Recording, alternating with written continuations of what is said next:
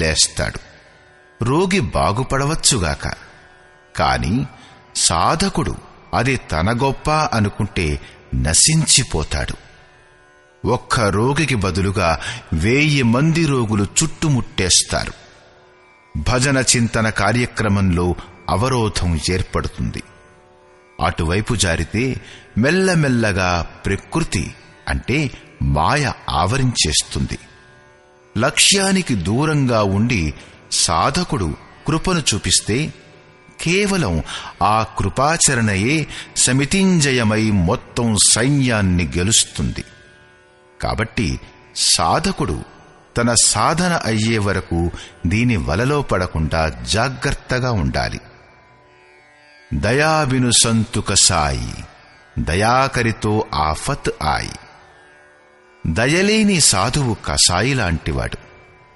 కాని దయ చూపిస్తే ప్రమాదం ముంచుకొస్తుంది. కాని అసంపూర్ణావస్థలో విజాతీయ ప్రవృత్తులలో ఇది దుర్దర్శయోధిని వంటిది. ఇదే ప్రకారంగా ఆసక్తి రూపుడైన అశ్వత్థామ, వికల్పరూపుడైన వికర్ణుడు, భ్రమ అయిన శ్వాస వంటి భూరిశ్రవుడు, వీరందరూ బహిర్ముఖీనమైన ప్రవాహానికి నాయకులు.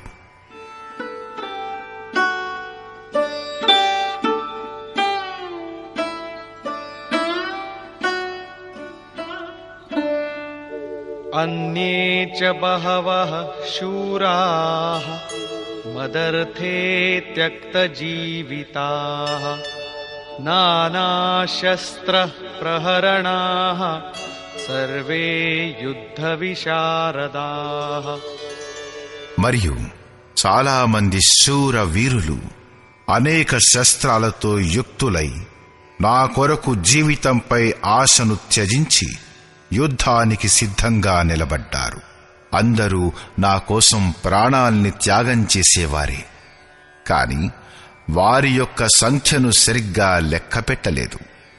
ఇప్పుడు ఏ సైన్యం ఏ భావాల మూలంగా సురక్షితమై ఉంది? దీనిని గురించి ఇలా చెప్పాడు.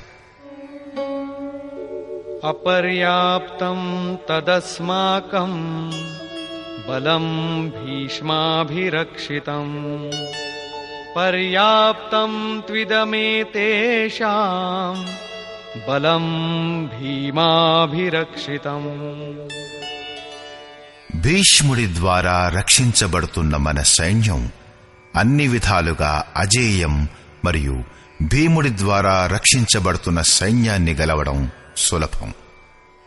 పర్యాప్తం మరియు అపర్యాప్తం వంటి శ్లిష్ట శబ్దాల ప్రయోగం దుర్యోధనుడి భయాకులతను వ్యక్తం చేస్తుంది.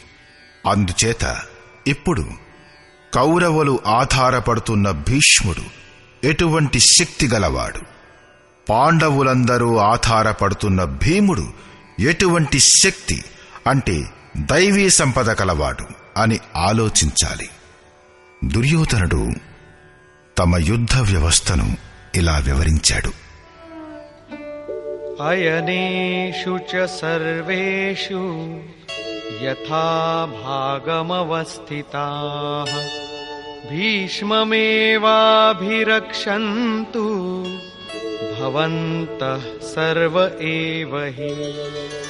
కాబట్టి అందరూ సేనలో తమ తమ నియత స్థానాలలో ఉంటూ భీష్ముణ్ణి అన్ని వైపుల నుండి రక్షించండి. భీష్ముడు జీవించి ఉన్నట్లయితే మనం అజేయులమే. కాబట్టి మీరు పాండవులతో పోరాడక కేవలం భీష్ముణ్ణి మాత్రమే రక్షించండి. భీష్ముడు స్వయంగా తనను రక్షించుకోలేని యోధుడా? కౌరవులకు అతని రక్షణ చెయ్యవలసి వచ్చింది. అతను బాహ్య యోధుడు కాడు. భ్రమ యొక్క ప్రతిరూపమే భీష్ముడు.